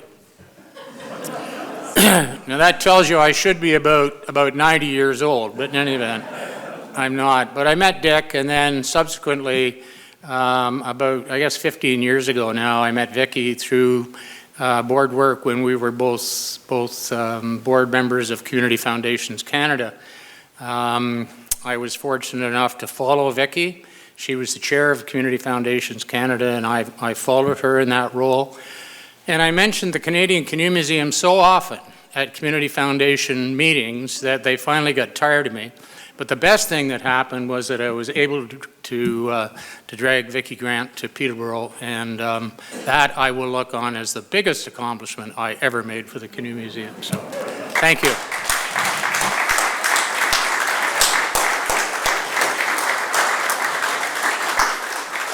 Wow, there you go. Thank you very much, Bill. Honestly, I think the next speaker is Vicki, and that was probably one of the most beautiful introductions to the wonderful Vicki that one could ever imagine. And we are very fortunate to have Vicki Grant as our chair. So over to you, Vicki.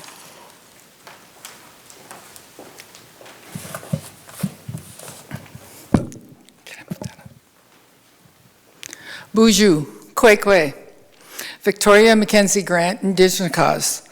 Timiagma Nishnabekwe, Mong and Doden. Newcastle and Island 762 on Lake Temagami, Andian Noongum. What I said is, hello, welcome. My name is Victoria Mackenzie Grant. I'm identifying myself with my people, and translated it means woman of the deep water people. I am of the Loon clan, and my home is Lake Temagami and Newcastle. I have homes in both places. Thank God, thankfully. I want to acknowledge the speakers, and I just really enjoyed the stories, the history. Some of these stories I haven't heard before, some of you I haven't met before, but I really have enjoyed listening. I'm going to start off by saying something that really takes us back. So I'm going to start off by saying today is a day that is really changing history, because Queen Elizabeth died this morning. And Queen Elizabeth, the Indigenous relationship is with the Crown. That's where it starts in the Royal Proclamation of 1762, I think, 1767, I can't remember now. Anyways, I think it's really important when we think of the Canoe Museum, because the canoe is Canada's greatest artifact. And the juxtaposition is this. The story of the canoe in Canadian history is often told through the colonial lens of being integral to the exploration of and trade within this country called Canada. But the canoe was essential to us, to our way of life, as we traveled our lands and our waterways in search of resources, people, and trade. And that map up there, if you look at it, there are no lines in it. And that's what was here. And that's how we lived, and that's how we moved. I really think that when we think of the canoe and the new museum, and we think of where we are today, I think that that's the story that needs to be told. And that's not an easy story to be told. We're going to hear some good things, and we're going to hear some bad things. But we can be a pivot in reconciliation in this country. We can make a difference with the Canoe Museum. Because not only is the canoe, I see the canoe, I've always used the canoe as a metaphor. Because if we don't move together in a canoe, we don't go anywhere. If we decide we're going to go that way, we may all end up in the drink. Because one of the things you need in a canoe is consensus. And consensus is actually an indigenous, Anishinaabe, anyway, for the Anishinaabe people, that was their governance structure. It was consensus. So for me, while I'm thinking about where we're going with the new museum and what we're going to do in the new museum, and when I look at this place and I look at what we're doing, and I think about when I came into the board, thanks Bill, when I came to this board, I was told we would be opening this new museum. When I took the role as chair, we were still looking at opening the museum. And then it all changed. A pivot. We had to think about where we were going and what we were going to do. And we didn't have time. Time no longer was on our side. I can't tell you that the board of directors and the team and the staff in this museum really came together and really supported and really thought through what we could do. There are people in this community who supported us. I remember walking with Bill Lett and looking at ideas, and I remember sitting with Michael at leaning on a tree at Little Lake, and I said, "This is it." And Bill said, "It'll never work." So we're there, and it was a magic day that day, and that's where we're going. And as I drove by it today, you can actually see the space, what it's going to do, and all of those pictures that we have around sure fills that space for us. I really need to say thank you to my board of directors, because they have been there and they come when we need them. Sometimes we have to bring together discussions and decisions in a quick way. They always show up. I think it's been an incredible board to work with. But I'm going to do something that is completely off of this record. I'm going to ask Carolyn and Jeremy to come forward, because they are the heart and soul of what we're doing. And I have something for each of them that I want to give them. Part of the program.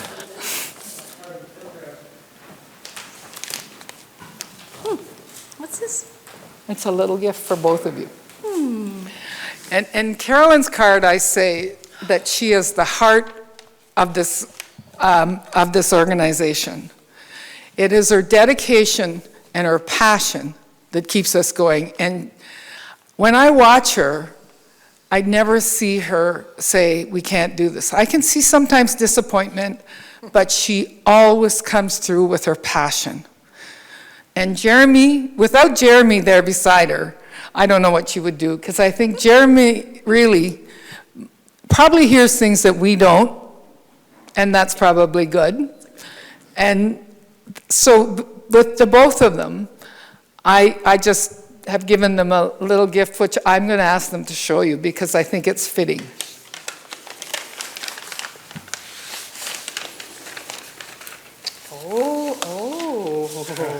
Oh, red canoe. Beautiful. Wow. I'm trying to, there we go. Put it against the light. So, thank you.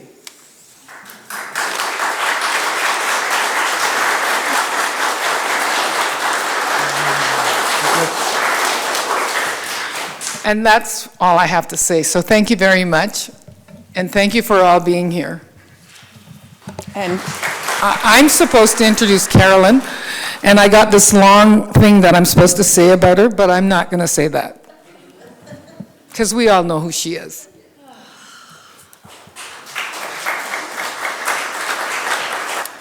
That was really sweet, Vicki. Thank you. Yeah. Well, no, you're totally right. Accepting no is just not, it's not really part of who I am. And so we couldn't have been more fortunate during those pivot times to have Vicki as our leader. And I'm just going to throw this back at you, because without the support of Vicki and the board at that time during the pivot, we wouldn't be here right now. There was this real trust that we were going to do good work, and that we were going to put our values forward, and we were going to find the right solution for the problem, and come back to something which felt more right, that was much more grounded in who we are, and all of you are who we are, right? Like we've called this place our home for the last 25 years. And for myself, 20 years, 2001 I started, this has been my home. And in recent years, it's probably been more time than I've spent at home. Sorry, Mike. This is the place that people, all of us here, would drop everything if the Canoe Museum called. And this is the kind of commitment, who we are. And really struggling with what memory to bring forward tonight. I didn't really know.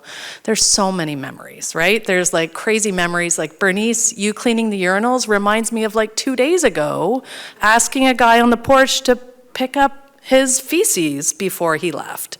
Like, people do crazy things at the Canoe Museum. We have all these insane memories. But we have really lovely memories of sleeping in this building with overnight programs and starting camps and getting our school programs up and going. Pulling out the fur trade counter yesterday was like a thing, right?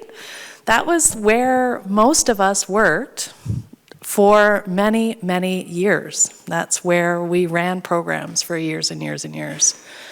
And in this place, it has this really wonderful feel to it because we've all made it. We've all done something to build it and to bring it to fruition. And that might mean putting together the counter or finding the rocks or cleaning whatever you need to clean at this facility. But there's always this sort of real can-do feeling about it. And the relationships are what this organization is built upon.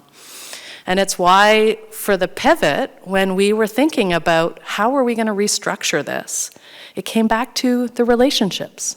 Like, we need to ground this in who we want to be in the new museum. And we had this wonderful opportunity. We had COVID cover, if you will, in that most of us were in lockdown. We were trying to figure out how we were going to do this. But we knew that relationships at the end of the day were how this is going to get built. We needed favors. We needed people to help and to do things faster than they probably want to do things, construction team. But we need that because, like Bill said, we don't have time. We have this part of the pivot, the complexity of the pivot, is that we still have funding timelines with our partners that we are bound to. And so, hence relationships, calling in favors, trying to get this vision realized. And some people have had, some are not here with us, but there's a lot of people that have made their life's work about the Canoe Museum that are, who knows how long we have on this earth, and they want to see this place built before their time is up. And, we take that to heart. We want to be able to bring that forward to them.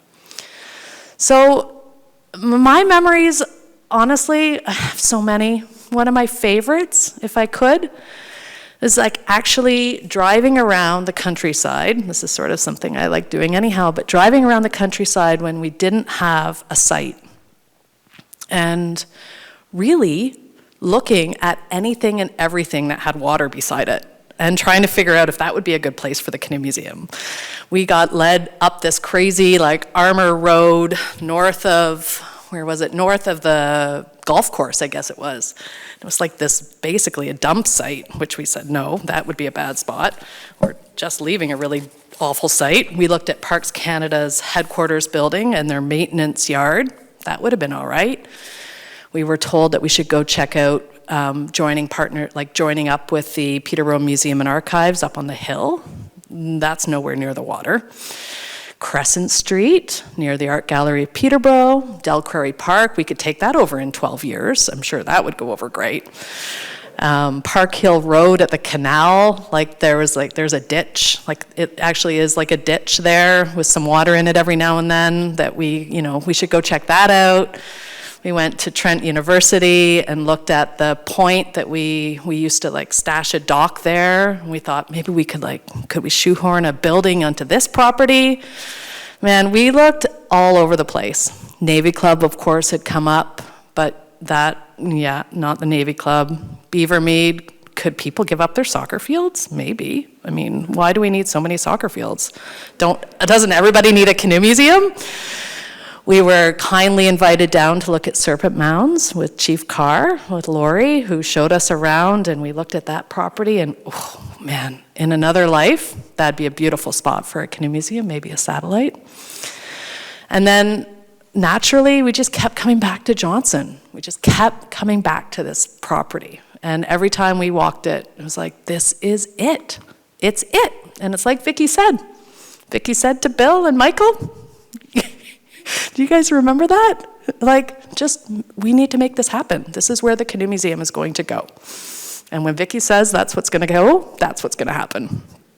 And here we are. We're building this on this beautiful property, and it's absolutely where this organization needs to go next. We have a long history on the property, which is perfect. And it's going to be the place where this next generation, this next chapter opens up, and there's going to be a whole new range of stories at this place. And we're going to build the same sense of place that we have here at our new museum. And it's going to take some time, but we're going to figure it out, because that's who we are. Because this whole thing is being built on people and relationships and stories. And I don't know, it's such an exciting time, but it's daunting, and absolutely lots of challenges here and there. But at the end of the day, to be able to bring this to this community and to open it with the prospect of this being our new home, a place where we get to come, hopefully not 14 hours a day, but maybe, it's going to be our home. And that's what we have to look forward to. And my hope is that we can take the memories and the nostalgia we have for this building and sort of give that new place like a really good foundation, so that all of these don't get lost. And it's nights like these, we need to keep sharing these stories so that they just keep living on and they've got their own power. And that's what's coming up next. There's lots of beautiful stories that have come in. People that couldn't be here, Bill Byrick, Ken Brown, lovely Ann Whipper. She asked Nicola to come and do a reading on her behalf. There's lots of other folks that would love to share stories, but I think we're probably past 9, I'm not even sure. I've lost track. So we're going to share these stories that people have sent in and written as blog posts. And that way, again, it'll just keep hopefully feeding the fire. And that's how we'll finish up. And we're going to call it a night. Thank you, everybody that's joined on Zoom. Really appreciate it if you've hung in. And looking forward to chit-chat over the next little while. Okay, good night.